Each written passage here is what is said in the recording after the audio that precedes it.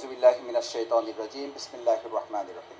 মহান আল্লাহ তাআলা কোরআনে আমাদের জন্য অত্যন্ত মর্যাদার সাথে স্মরণ করিয়ে আমাদেরকে বলেন, শাহরুর রমাদান উনজিলা ফিহিল কোরআন হুদাল লিন্নাস বাইয়িনাতিন মিনাল হুদা ওয়াল ফুরকান। আল্লাহ তাআলার কাছে আপনাদের জন্য আজকের এই রমজানের যে কোনো সময় রমজান অবস্থায় দোয়া কবুল করেন, তারপরে এখন ইফতারের পূর্ব মুহূর্ত, আল্লাহ তাআলা যেন আমাদের আজকের নেক মাকসুদ এবং উত্তম যা যা আপনাদেরকে পূরণ করেন। সম্মানিত ভাইয়েরা, শাহরুর রমাদান এটা একটা মাস। আমি যদি বলি যে শাহরু শাওয়াল, তাহলে আপনি ঠিক রমজানের মতো করে কি আপনার মধ্যে ভালোবাসা তৈরি হবে? হবে না। কেন হবে না?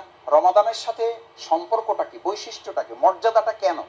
উনজিলা ফিহিল কোরআন, এই মাসে কি হয়েছে? কোরআন নাজিল হয়েছে। আজকে আয়োজন কিসের? ডিজিটাল কোরআনিক মক্তব। তাহলে খুব স্বাভাবিকভাবে বুঝেন, আপনারা আমার চেয়ে অনেক ভালো বুঝার মানুষ, অনেক জ্ঞানী মানুষ, আলেমগণ আছেন, অত্র এলাকার গণ্যমান্য ব্যক্তিবর্গ আছেন। একটা মাসের সাথে যদি শাহরু রমাদান উনজিলা ফিহিল কোরআন, মাস ঠিকই আছে, এরকম 12টা মাস আছে, শুধু মর্যাদাটা বেড়ে গেল এই কারণে যে ওই মাসে কি নাজিল হয়েছে। আচ্ছা, একটু স্বাভাবিকভাবে নেন যে মাসের সাথে কোরআনের সম্পর্ক হলে আল্লাহ ওই মাসের মর্যাদাটা এমন বাড়ালেন যে একটা নফল করলে ফরজের সওয়াব সমান সওয়াব। সুবহানাল্লাহ। এখন একটা ফরজ আদায় করলে আমরা কি পাচ্ছি? 70টা ফরজ ইবাদতের সওয়াব পাচ্ছি। এখন আমাদের মুখ থেকে কারো সুগেরান আসার কথা না। আপনারা চেষ্টাও করেন না যে একটু মাইজে গুইছে এটারে সুগেরান করা যায় কিনা। করেন এই চেষ্টা? কেউ করেন না। কেন করেন না? রাসূল করিম সাল্লাল্লাহু আলাইহি ওয়াসাল্লাম কত চমৎকার কথা বলে রেখেছেন, তোমাদের এই সুঘ্রাণটা আল্লাহর কাছে মৃগ নাবির সুগন্ধের চেয়েও প্রিয়। ভাইয়েরা, মর্যাদাটা কি রমজানের না কোরআনের? কেন? আমি যদি বলতাম শাহরু শাওয়াল উনজিলা ফিহিল কোরআন, তাহলে মর্যাদাটা কি রমজানের হতো না শাওয়ালের হতো? বুঝেন না এই কথা? মর্যাদাটা কি শাওয়ালের হতো না রমজানের হতো? মানে মাসের মর্যাদা না কোরআনের মর্যাদা? আচ্ছা, এখন আপনাকে দ্বিতীয় একটা বিষয় বলি, সেই কোরআনের সাথে যদি মাসের সম্পর্কের কারণে একটা মাসের মর্যাদা আল্লাহ বাড়াই দিতে পারেন। এবং মর্যাদাটা কি? আসসাউমুলি আনা আজিবিহি, এই রোজাটা আমার, এর উপহারটাও আমি দেব। কেউ কেউ বলেন আমি না, উপহারটা আমি দেব না, উপহারটাই কে? আল্লাহ তাআলা। মানে আল্লাহ তাআলা রোজাদের সাথে রাইয়ান নামক একটা জান্নাতে উন্মুক্ত একটা দরজায় শুধু আলাদা করে রোজাদারদের সাথে সাক্ষাতের ব্যবস্থা করবেন। সুবহানাল্লাহ। আসতে বলবেন, এই কারণে যে এখন দুর্বল হয়ে গেছেন।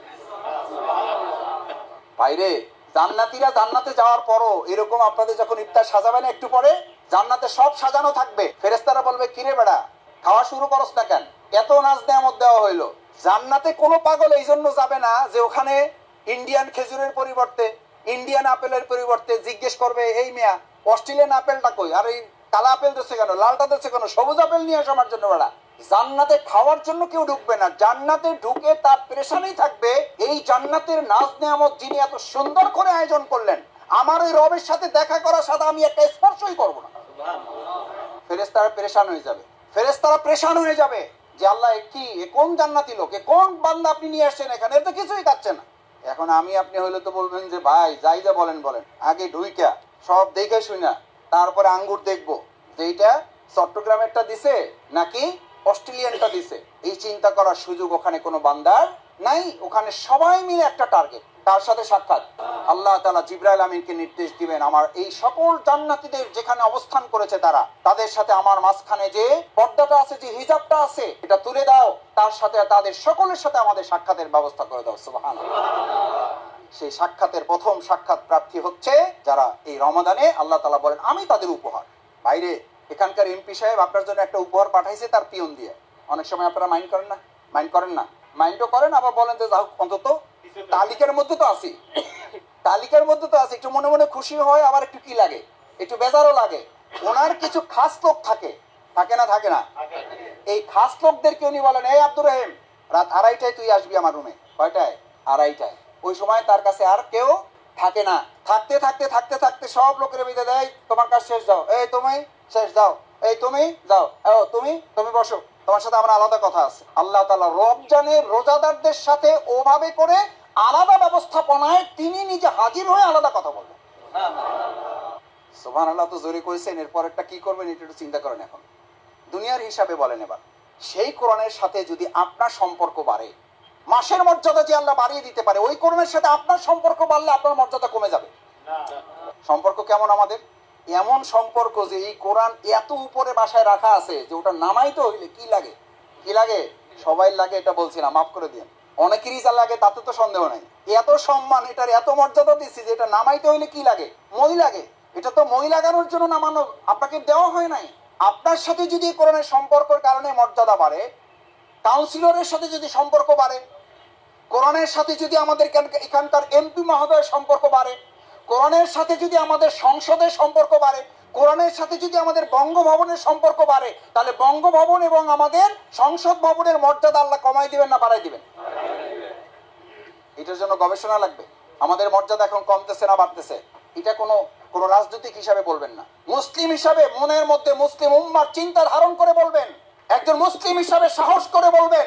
গোটা মুসলিমরা একসময় আল্লাহকে ভয় করত, গোটা পৃথিবী মুসলিমকে ভয় করত।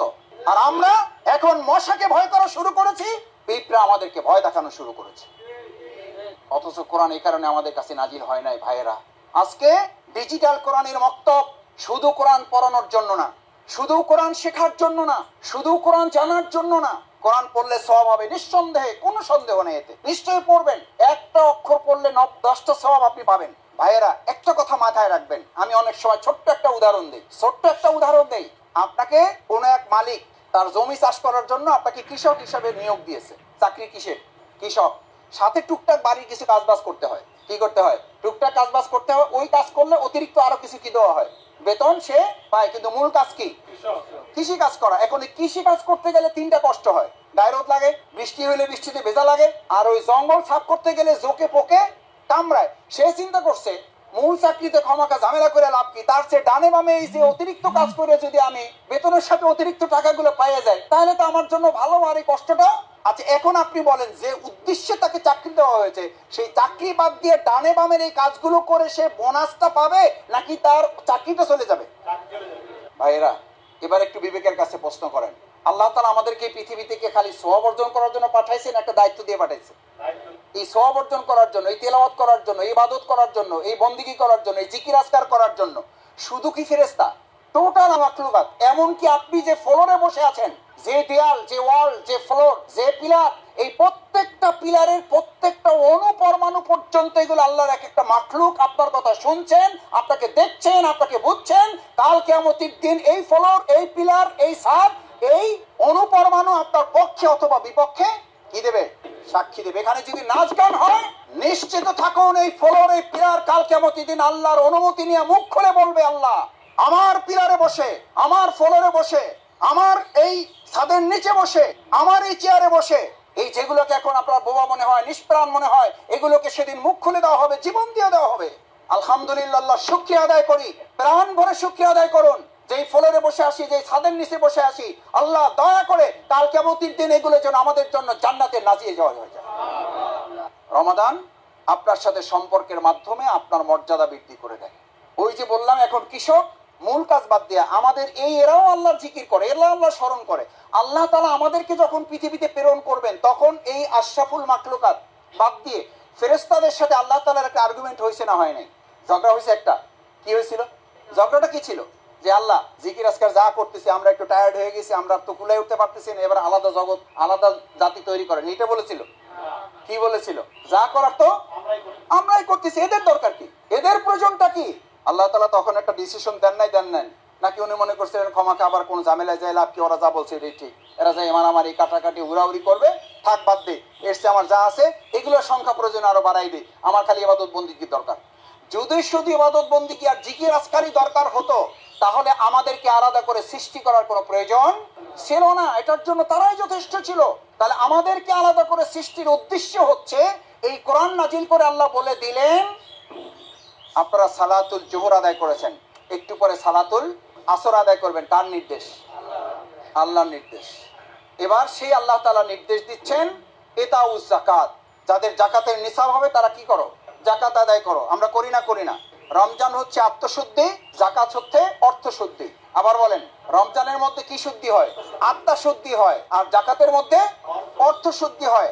অর্থশুদ্ধি যদি না হয়, তাহলে আপনার ইবাদত কবুল হবে না। আত্মশুদ্ধির প্রশ্নই নাই, কারণ ইবাদত কবুল হওয়ার জন্য হালাল উপার্জনকে কন্ডিশন, শর্ত প্রযোজ্য করা হয়েছে। ইনশাআল্লাহ আজকে এখানে যারা আছি, আত্মশুদ্ধির সাথে সাথে আমরা কি অর্থশুদ্ধির এই কাজে আমরা যাকাতের নির্দেশনা বাস্তবায়ন করতে পারবো ইনশাআল্লাহ?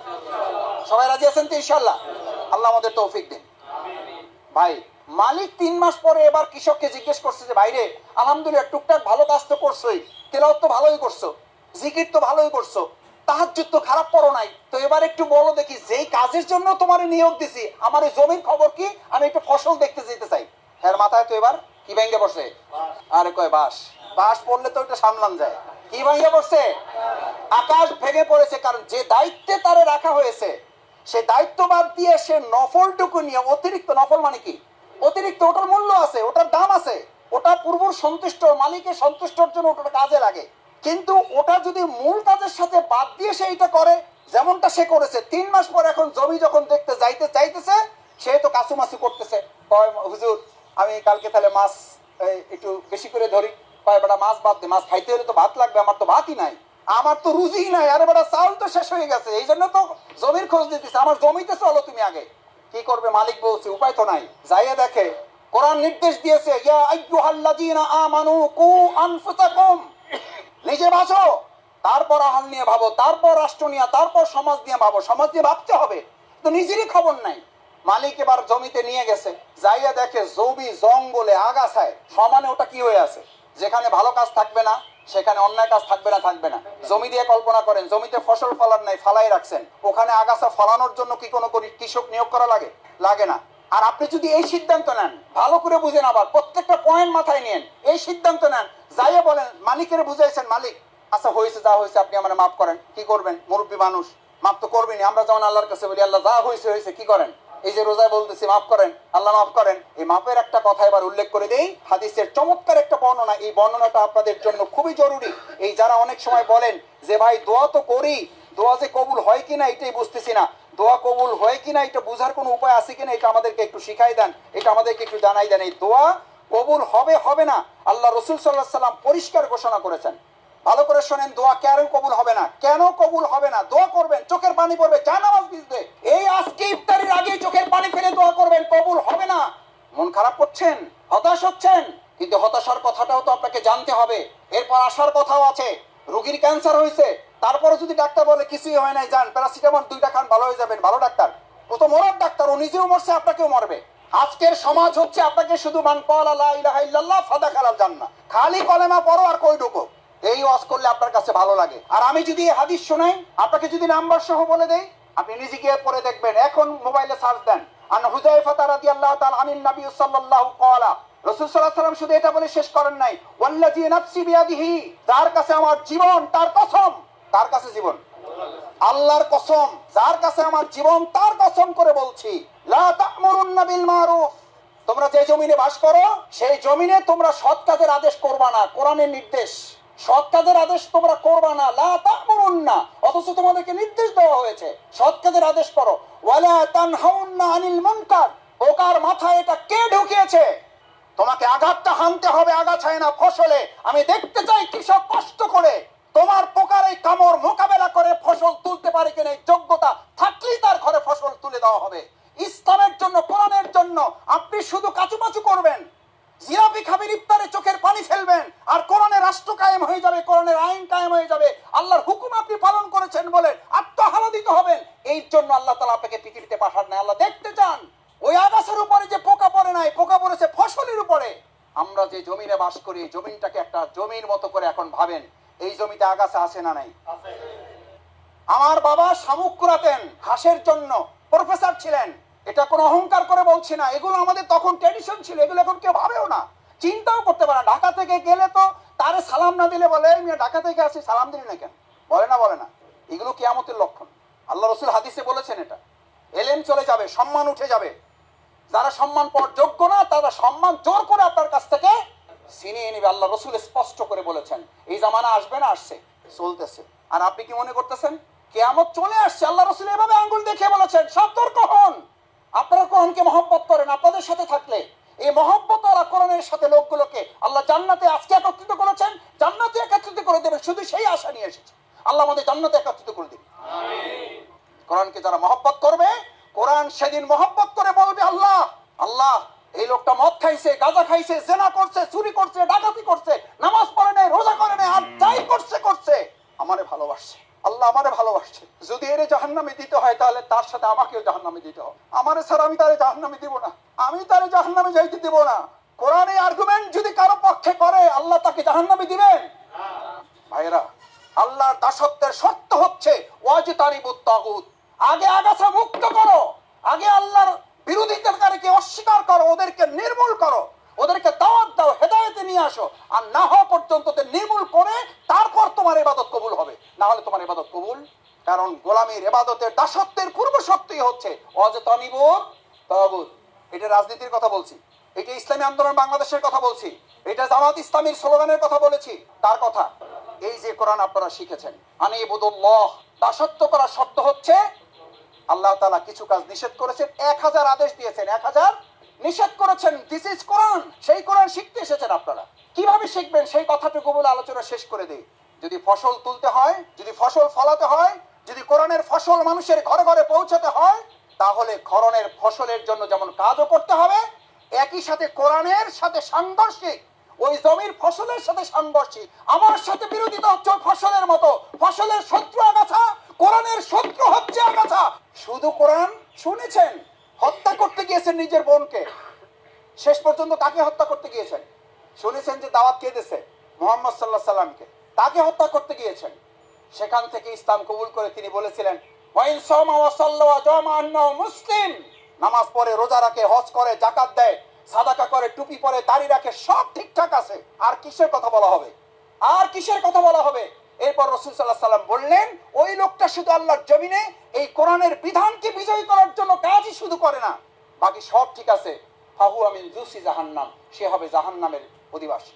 আমি আজকে এখানে হাত তুলে দেখতে চাই, নামাজ পড়বেন, রোজা রাখবেন, হজ করবেন, যাকাত দিবেন, তিলাওয়াত করবেন, তাহাজ্জুদ করবেন, নফল করবেন, সাদাকা করবেন, জিকির করবেন, আবার আমরা জাহান্নামেও যাওয়ার জন্য প্রস্তুত আছি। আছেন কেউ? যদি না থাকেন তাহলে রাসূল সাল্লাল্লাহু আলাইহি সাল্লাম কি বলেছেন?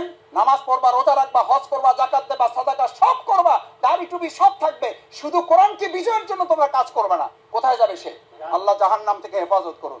কোরআন বিজয়ের জন্য কাজ করার জন্য আমাদেরকে কবুল করুন। এটার জন্য রাজি আছেন কে কে? দেখি ইনশাআল্লাহ। সবাই কোরআন বিজয়ের জন্য কাজ করতে রাজি আছেন ইনশাআল্লাহ। আমাদের এই দুনিয়ার ক্যামেরায় নয়, আরশে আজিমের ক্যামেরা থেকে রোজা অবস্থায়, আমরা সালাত অবস্থায়, আমরা কিয়ামুদ্দিন আল্লাহর জমিন, আল্লাহর দ্বীন, কোরআন বিজয়ের জন্য হাত তুলেছি। কাল কিয়ামতের ময়দানে এই হাতগুলো দেখে দেখে আপনি আমাদেরকে জান্নাতে দিয়ে দিন। আমিন। ভাইয়েরা, আসুন, কোরআনিক ডিজিটাল এই বক্তব্য যারা পরিচালনা করেন তাদেরকে আপনারা চেনেন না? চেনেন না? তারা যে ধরনের সহযোগিতা, পরামর্শ, ভালোবাসা চাইবে, আমরা কি তাদের সাথে থাকবো ইনশাআল্লাহ? শুধু থাকবো না, ওমরের সেই কথাটা বলে শেষ করে দেই। ওমর ইসলাম কবুল করেছেন, রাসূল সাল্লাল্লাহু আলাইহি সাল্লামকে সোজা বললেন, ওমর, ইয়া রাসূলুল্লাহ, ওমর ইসলাম কবুল করেছে, ওমর ইসলাম কবুল করেছে। এবার ওমর এখান থেকে কাবা পর্যন্ত স্লোগান দিতে দিতে যাবে, লিল্লাহি তাকবীর। বলছে ওমর একটু সবর করো। বলছি ইয়া রাসূলুল্লাহ, নো, ওমর ইসলাম কবুল করেছে, ওমর কোরআন বুঝেছে, ওমর কোরআন বুকে ধারণ করেছে। এখন আর গোপনে কিছু হবে না। আজকে এখানে যারা যুবক, তরুণ, আমার মুরব্বীরা উপস্থিত আছেন, এই গোটা উপস্থিতির মধ্যে, এই গোটা গ্যান্ডারিয়ার মধ্যে আমরা একজন ওমর কি খুঁজে বের করতে পারবো না? এখানে কি একজন ওমর থাকবে না যে ওমর বলবে কোরআনিক ডিজিটাল বক্তব্যের মাধ্যমে যে কোরআনের বিধান আমরা ধারণ করেছি, আজকে থেকে গোপন বলে কিছু নেই, কোরআনের এই বিধান বিজয় করার জন্য গ্যান্ডারিয়াতে প্রকাশ্যে আল্লাহর দ্বীনের কাজ আমরা চলমান রাখবো। সেই ওমর যতদিন না আসবে, সেই ওমরের অনুসারী যতদিন তৈরি না হবে, ততদিন আবু জেহেল, আবু লাহাবের উত্তর শরীরে পরাজিত হবে না। আসুন, সেই ওমরের অনুসারী হওয়ার জন্য রাসূল সাল্লাল্লাহু আলাইহি সাল্লাম সেই উম্মার কথা বলেছেন, সেই জনগণের কথা বলেছেন। তোমাদের পূর্ববর্তী একটা জাতি ছিল, তার মধ্যে একটা দরবেশ ছিল, তার মধ্যে একটা জাদুকর ছিল। আমি শুধু শেষটুকু বলার জন্য, হাদিসে কুদসির বর্ণনা, সহিহ হাদিসে আছে, তোমাদের মধ্যে একটা জাতি ছিল, একজন দরবেশ ছিল, একজন জাদুকর ছিল। জাদুকর বুড়া হয়ে গেছে, বাদশা বললো যে আমার একটা বালক দেন, আমি তারে কি শিখাবো? জাদু শিখে যাবো। একটা পর্যায়ে ও জাদু শিখে ও কুষ্ঠরোগ ভালো করতে পারতো। বাদশার মধ্যে মন্ত্রী পরিষদে প্রথম কুষ্ঠরোগ শুরু। বালককে ডাকা হলো, বালক ও কুষ্ঠরোগ ভালো করে দিয়েছে। ওরে জিজ্ঞাসা, তুই ভালো করছো কেমনে? বলছে আমি ভালো করি নাই, ভালো করছে কে? বিসমিল্লাহির রব্বিল গোলাম, এই রবের যিনি রব, এই গোলামের যিনি রব, তার মাধ্যমে আমি এটা ভালো করেছি। বলছে এ তো বিরাট ভয়ঙ্কর কথা, আমি ছাড়া আবার রবকে? এবার যে মন্ত্রী পরিষদ যারে ভালো করছে ওরে ডাকছে, বলছে তোরে ভালো করছে কে? বলছে ভালো করছে এ। বলছে এ ভালো করে নাই, আসলে তার মাধ্যমে আল্লাহর কাছ থেকে আমি কি করেছি এবং আমি তার প্রতি কি আনছি? ঈমান আনছি। ভালো করে খেয়াল করুন, শুধু ঈমান এনেছে। বাদশা নির্দেশ দিল, করাত নিয়ে আসো। কি নিয়ে আসো? করাত। করাত। আর আপনি তো পুলিশ দেখলে মনে করেন যে কাম হয়েছে। ওই মন্ত্রীর সামনে করাত নিয়ে আসা হলো, নির্দেশ দেওয়া হলো, মাথার উপরে করাত ধরো, বলো ইমান নাকি জীবন, ইমান নাকি জীবন। ও প্রকাশ্যে বলেছিল আল্লাহ ছাড়া আমি আর কাউকে বিশ্বাস করি না। আমাকে যদি বাঁচিয়ে রাখেন তাওকে, আমার যদি মৃত্যু হয় তাও কার নামে। করাতটা চালিয়ে দেওয়া হলো, দ্বিখণ্ডিত হয়ে দুটো টুকরো পড়ে গেল সামনে। এবার বালকের মাথায় করাত তোলা হলো। বাদশা বলল যে আরে করাত দিয়ে মারো না, এরে ছাড়ো, এরে ছাড়ো, এরে পাহাড়ের উপরে নিয়ে যাও, পাহাড় ধাক্কা দিয়ে ওরে নিচ থেকে উপর দিয়ে ফালায় শাস্তি দেওয়া। নিয়ে গেছে। দুনিয়ার কোন অপশক্তি চাইলেও আপনার ক্ষতি করতে পারবে না যদি আল্লাহ আপনার ক্ষতি নির্ধারিত না করেন। ফেলাই দিছে, সবগুলো মরছে, ও টিকে গেছে। বাদশা ওরে ডেকে জিজ্ঞেস করছে কিরে তুই বাঁচলি কেমনে? ও একটা ছোট্ট শব্দ ব্যবহার করেছে, এই শব্দটা আপনি মোনাজাতে ব্যবহার করবেন, বাংলা মুখস্থ করেন, নাহলে লিখে নিয়ে যান। ও আল্লাহর বাদশার কাছে বলেছিল আল্লাহুম্মা কফিনিহিম বিমা শিতা, আল্লাহ যেভাবে চেয়েছেন সেভাবে আল্লাহ আমাকে কি করেছেন। একটা দোয়া যথেষ্ট একজন মুসলিমের জন্য। আল্লাহুম্মা কফিনিহিম বিমা শিতা, আল্লাহ তুমি যেভাবে চাও আমার ব্যবসাটা টিকাই দাও, আল্লাহ তুমি যেভাবে চাও আমার ছেলেটাকে ভালো করে দাও। চোখের পানি ফেলবেন, জায়নামাজে স্ত্রী সন্তানকে নিয়ে পানি ফেলবেন। আল্লাহ যেভাবে চাও আমার স্ত্রীটাকে পর্দার মধ্যে নিয়ে আসো, আল্লাহ যেভাবে চাও আমার ছেলেটাকে 5 ওয়াক্ত নামাজি বানিয়ে দাও, আল্লাহ যেভাবে চাও আমাকে জান্নাতে তুমি দিয়ে দিও, আল্লাহ যেভাবে চাও আমাকে জাহান্নাম থেকে তুমি বাঁচিয়ে দিও। একটা দোয়া। এরে বললো যে নৌকায় উঠাও, নৌকায় উঠাইছে, উত্তাল তরঙ্গমালার মধ্যে নৌকা নিয়ে ফালাই দিয়েছে। বালক চলে আসছে, জিজ্ঞেস করছে বাদশা কিরে কিভাবে আসছে? কথা একখান, আল্লাহুম্মা কফিনিহিম বিমা শিতা, আল্লাহ যেভাবে ইচ্ছা সেভাবে আমাকে দে। এবার ওই বালক বুদ্ধি করে বলল দেখেন আমি একটা কথা এখানে ভাইদের বলি, আমি আপনি আমরা ইসলামের কাছে দায়বদ্ধ না ইসলাম আমাদের কাছে দায়বদ্ধ? আমরা আল্লাহর কাছে দায়বদ্ধ না আল্লাহ আমাদের কাছে দায়বদ্ধ? শেষ কথা বলতেছি, শেষ কথা ভালো করে শুনুন। এবার ওই গোলাম নিজে শিখিয়ে দিচ্ছে, নিজে কোরবানি পেশ করে দিচ্ছে, নিজেকে জীবন বিলিয়ে দিচ্ছে। কোরবানি পেশ করতে হবে, মুসলিম উম্মার কোরবানি ছাড়া বিজয় আসবে না। আরামায় এসে বিজয় আসে নাই। বললো যে আমার একটা কাজ করো বাদশা, শুলে চড়াও, শুলে চড়াইয়া আমাকে তীর নিক্ষেপ করবা, তীরটা ঠিক এখানে মারবা, ডান পাশে মারবা। শুধু বলার সময়, তীরটা মারার সময় তোমাকে একটা কথা বলতে হবে, আল্লাহু আকবার। শুধু বলতে হবে বিসমিল্লাহি রাব্বিল গোলাম, এই গোলামের যিনি রব তার নামে আমি তীরটা কি করলাম। ও ভাই এই কথা বললে ওর ইমান আসে না, ইমান আসে নাই।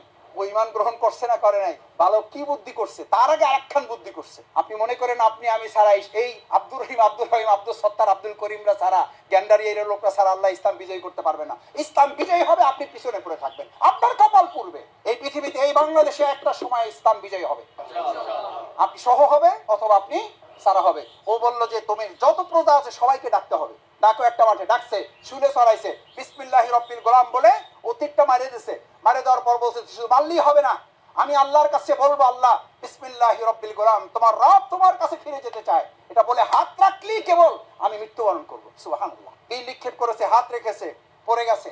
সমস্ত লোকেরা উপস্থিত, দেখলো যে আমাদের বাচ্চা যে হেইতে কি পড়ছে। আরে ভাই তীর নিক্ষেপের সময় দোয়া পড়ছে না? তো দোয়া পড়ছে দেখে ওরা মনে করছে যে গুরুই যদি দোয়া পড়ি হালায়, আমরা আর বইয়ে থেকে কিরা ওরা ওই মানে ওই গোলামের মৃত্যুর সাথে সাথে ওরা সবাই মিলে সমস্যায় পড়ে উঠছে, কলেমা তো লা ইলাহা ইল্লাল্লাহু মুহাম্মাদুর রাসূলুল্লাহ। কথা এটা বলার জন্য কথা বলি নাই। এবার বাদশা বলেছেন এক এক করে নিয়ে আসো, একটা একটা, সবাই একসাথে আগুনে ফেললে তো বুঝতে পারবে না, লাইন ধরে নিয়ে আসো। একটা ফেলতেছে ফ্রাই হয়ে যাচ্ছে কই মাছের মতো, আরেকটা ফেলতেছে ফ্রাই হয়ে যাচ্ছে কই মাছের মতো। হাদিসের বরাত হচ্ছে একটার পিছনে আরেকটা প্রতিযোগিতা করতেছে, কে কার আগে আগুনে ঝাঁপিয়ে পড়ে জান্নাতে চলে যাবে। আর আপনি পালাইতেছেন পুলিশ থেকে, আপনি পালাইতেছেন মামলা থেকে, আপনি পালাইতেছেন রাজনৈতিক ভয় থেকে, আপনি পালাইতেছেন প্রশাসনের রক্তচক্ষু থেকে।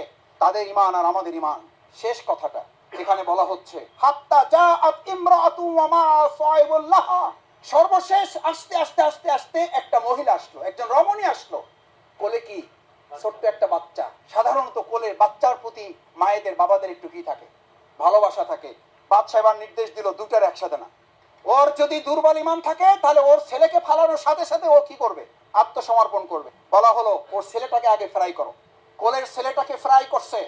এই ফ্রাই করার দৃশ্য দেখে মা যখন কিছুটা বিচলিত, ওই সিদ্ধান্ত যখন হচ্ছে কোল থেকে যখন ছিনিয়ে নিবে, মা একটু বিচলিত, একটু এদিক ওদিক হচ্ছে। হাদিসের ভাষাটা শোনেন, ফাতাকাসাত আনতাকা ফিহা, মা একটু সন্দিহানের মধ্যে পড়ে গেল, আমার কলিজার টুকরা সন্তান, আমি মরি। বাচ্চাকে বলল আমাকে ফালান, বাচ্চাটা বাঁচাই দেন। বাচ্চা বলল না, তা হবে না, আগে তোর সন্তান। এরপরে ওই সন্তানকে আল্লাহ তাআলা মুখে কি দিয়ে দিলেন, জবান দিয়ে দিলেন, জবান দিয়ে দিলেন। আজকে আমাদের ভাষা দ্বারা কেড়ে নিয়েছেন, আমাদেরকে তারা কথা বলতে দেন না। আল্লাহ তাআলা সিদ্ধান্ত দিয়ে কোরআনকে বিজয় করার সিদ্ধান্ত হলে এমন লোক দিয়ে কথা বলাবেন যা আপনি কল্পনাও হবে না। হবে না ইনশাআল্লাহ? ইনশাআল্লাহ হবে। সুতরাং আমাকে কথা বলতে দিচ্ছেন না, আমাকে মিছিল করতে দিচ্ছেন না, সমাবেশ করতে দিচ্ছেন না, কিছুই যায় আসে না। তখন ওই সন্তান বলল, ফাকাল লাহাল গোলাম ইয়া উম্মাহ, গোলামের পক্ষ থেকে বলা হলো, হে আমার মা, ইসবিরি, সবর করো, টিকে থাকো ইমানের উপরে, মজবুত থাকো, কারণ ফাইন্নিকি আলাল হক, আমরা কিসের উপর আছি? আমরা হকের উপর আছি। শুধুমাত্র তুমি আগুনে আসবা আর আমিও আগুনে যাব, ওখানে অস্থায়ী ছিলাম, এখানে স্থায়ীভাবে জান্নাতে থাকা শুরু করে দেব। হকের উপরে মজবুত ভাবে থেকে জান্নাতে একত্রে থাকতে চাই ইনশাআল্লাহ। দেখে ইনশাআল্লাহ, ইনশাআল্লাহ কোরআনের পক্ষে আসি আমরা সবাই। আল্লাহ আমাদেরকে কবুল করুন। সুবহানাকাল্লাহুম্মা ওয়া বিহামদিকা আশহাদু আল্লা ইলাহা ইল্লা আনতা আস্তাগফিরুকা।